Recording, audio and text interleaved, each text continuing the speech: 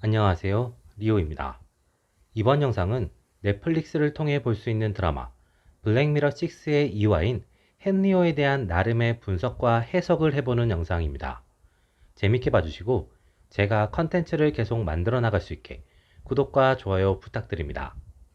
헨리오 주변에서 벌어진 과거의 살인사건은 범인이 변태적인 행위를 했고 시신을 안매장했다는 사건의 끔찍함으로 인해 사건과 범인, 그리고 장소에 대한 공포를 만들어냅니다. 그리고 거기에 이 마을에서 실종된 사람들이 더 있었음과 함께 그들 역시 살해당했다는 사실이 밝혀지면서 그 공포는 더욱 커지게 됩니다. 체포 과정에서 범인인 이언은 사살되지만 이미 커져버린 공포로 인해 관광객의 발길이 완전히 끊어지면서 원래 거주하고 있던 사람들마저 하나하나 떠나버리는 마을이 되어버립니다. 이 사건은 결과적으로 오랜 시간이 지나면서 사람들의 기억에서 잊혀지지만 여전히 관광객들은 찾아오지 않습니다. 이미 이곳을 떠나버린 많은 사람들로 인해 이곳의 관광지로의 원동력과 기반을 잃어버리면서 점점 더 침체만을 거듭하게 됩니다.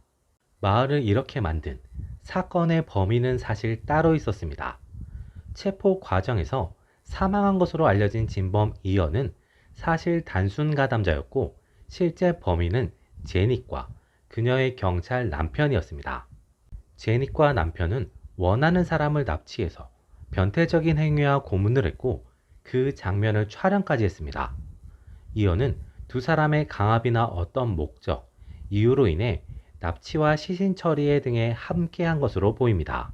사건이 확장되고 수사가 이루어지기 시작하자 제닛의 남편은 이언을 죽여서 이언이 모든 범죄를 저지른 것으로 사건을 종결시키려고 했고 그 계획은 성공하지만 그 역시 이언에게 총을 맞고 치료하던 중 사망하게 됩니다.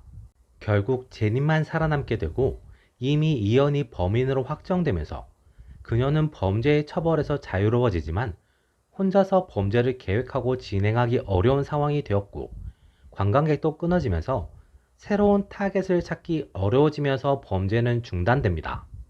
다만 여기서 특징적인 점은 스튜어트의 아버지가 인터뷰 때 제닛 부부와 자신이 함께 무언가를 즐긴 적이 있음을 언급하면서 이 사람도 공범이거나 몇몇 범죄에는 가담했을 가능성이 있습니다. 동시에 다른 마을 사람들 역시 부분적으로 이 범죄들에 가담했을 가능성도 있다는 것입니다.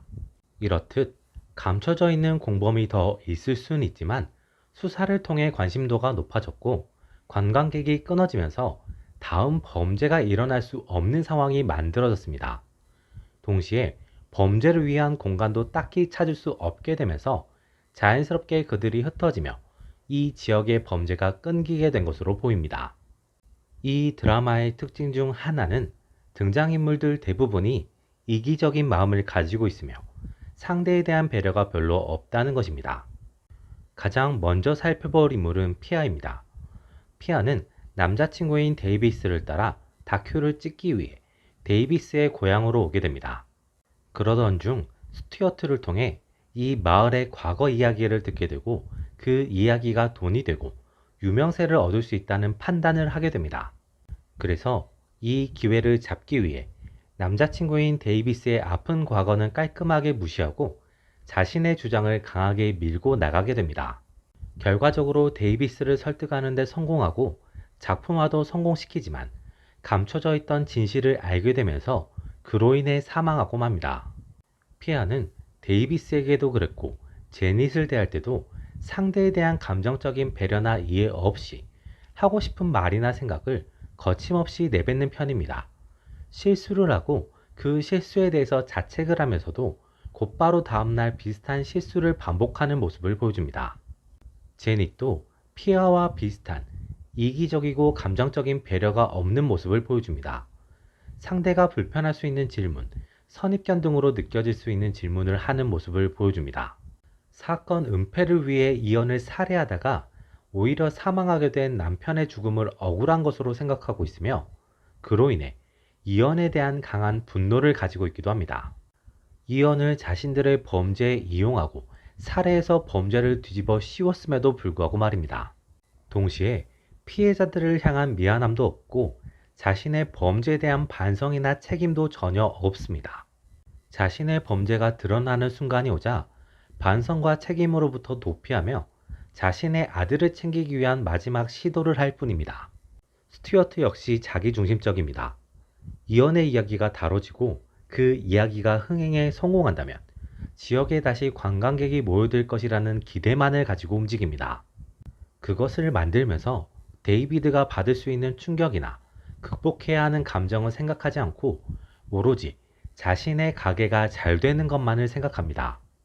모든 진실이 밝혀지고 살인자의 아들이라는 타이틀을 얻게 되어버리고 여자친구를 잃고 자신이 준비하던 다큐에서도 고작 참고인 자리로 밀려버린 데이비드를 위로하기보다 작품의 대박을 통해 자신의 가게가 대박났음을 이야기하며 그것에 취해 있습니다. 데이비드의 행동이나 감정도 독특합니다. 여자친구인 피아에게는 처음에는 아버지가 너무 일찍 돌아가셔서 별다른 감정이 없다는 듯 이야기했지만 피아가 이언에 대한 다큐를 하자고 했을 때는 자신의 아픔과 상처를 극단적으로 표현합니다. 하지만 얼마 지나지 않아 손쉽게 그 감정을 털어내는 모습을 보여주기도 합니다. 어쩌면 아버지를 향한 감정은 처음 말한 것처럼 별다른 감정이 없는 상태이며 이언과의 다큐 이야기가 나왔을 때 자신이 하려고 했던 아이템에 대한 미련과 욕심이 있어서 거절을 위한 명분으로 자신의 아픔과 상처를 꺼낸 것이 아닌가 싶기도 합니다. 전반적으로 인물들이 자신의 욕망과 욕심에는 매우 솔직하지만 타인에 대한 배려나 감정적인 공감은 거의 느껴지지 않는 것이 특징입니다. 주인공인 데이비드가 타인에 비해 가진 욕망이 약하게 그려지는 구도가 오묘하게 다가오기도 합니다. 개인적으로 이 작품은 상당히 오묘하게 다가왔습니다. 이 작품의 스토리의 명확성에 비해 전달하고자 하는 메시지는 명확하지 않은 느낌이 들어서 더 그런 것 같습니다. 개인적으로 생각하는 이 작품의 메시지는 평범함 속에 숨어 있는 것들에 대한 고찰이 아닐까 싶습니다. 친구지만 자신의 이익을 위해 친구의 상황이나 감정은 크게 고려하지 않고 상황으로 떠밀고 그 상황으로 인해 큰 상처를 받은 친구를 위로조차 하지 않은 스튜어트. 평범한 동네 사람으로 평범한 엄마로 지냈지만 변태적 욕망을 가지고 살인을 저질렀던 과거가 있으며 자신의 범죄에 어떠한 죄책감도 없는 제닛. 여자친구지만 성공을 위해 남자친구의 감정과 집안 사정에 대한 것은 무시하기도 하고 남자친구 어머니에게 기본적인 예의가 없는 모습을 보여주는 피아. 이들을 친구, 연인, 어머니로 두고 있는 데이비드라는 인물을 통해 평범한 삶 속에서 평범하다고 느꼈던 관계와 사람들이 실제로는 평범하지 않을 수 있다는 것, 그 평범하지 않음으로 인해 누군가의 삶이 한순간에 뒤틀릴 수 있다는 것을 보여주는 느낌이 듭니다. 데이비드는 어머니의 평범하지 않음으로 인해 언제 터질지 모르는 폭탄을 안고 살았고 그 폭탄이 터지면서 삶이 완전히 뒤흔들리게 됩니다. 그 폭탄을 터뜨린 것은 연인의 평범하지 않음이었고 터진 폭탄으로 인해 힘든 시기에서도 친구의 평범하지 않음으로 인해 제대로 된 위로도 받지 못한 상태로 부정적인 상황과 감정에 매몰되게 됩니다. 개인적으로는 큰 틀의 스토리라인은 익숙한 구성이었지만 인물의 설정과 선택들이 색다르게 다가와서 인상적이었고 생각해 볼 것이 많은 드라마였습니다. 이번 영상은 여기까지입니다. 재밌게 보셨다면 구독과 좋아요를 부탁드립니다. 여러분의 구독과 좋아요는 제가 영상을 만들어 나가는 원동력이 됩니다. 다음에 또 다른 영상으로 찾아뵙겠습니다. 지금까지 리오였습니다.